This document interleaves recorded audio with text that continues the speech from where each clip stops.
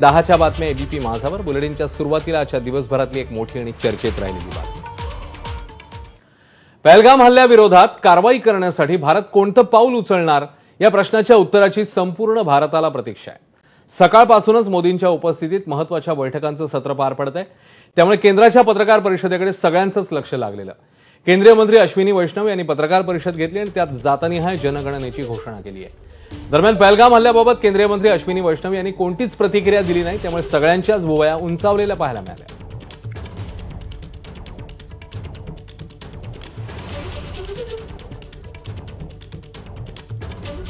तर मोदी सरकारने जातनिहाय जनगणनेचा निर्णय घेतलाय. स्वातंत्र्यानंतर पहिल्यांदाच देशामध्ये जातनिहाय जनगणना होणार आहे. केंद्रीय मंत्री अश्विनी वैष्णव यांनी पत्रकार परिषद घेतली आणि ही माहिती दिली आहे. जातनिहाय जनगणनेच्या मुद्द्यावरून गेली कित्येक वर्ष राजकारण सुरू आहे. अनेक निवडणुकांच्या तोंडावर जातनिहाय जनगणनेचा मुद्दा हा डोकं वर काढत असतो. अखेर केंद्र सरकारने जातनिहाय जनगणनेचा हा निर्णय घेतलाय.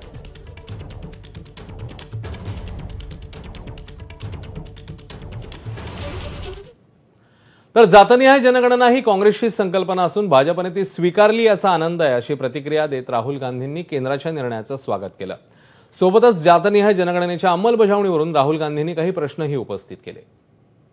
सेंसस को डिले किया है और अपोज किया था.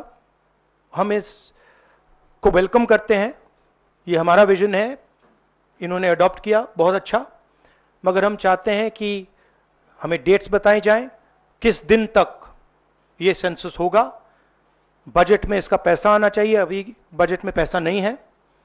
और फिर जो डेवलपमेंटल विजन है वो हमारे सामने प्रेजेंट होना चाहिए. तर काँग्रेस आणि इंडिया आघाडीने केवळ राजकीय स्वार्थासाठी जातनिहाय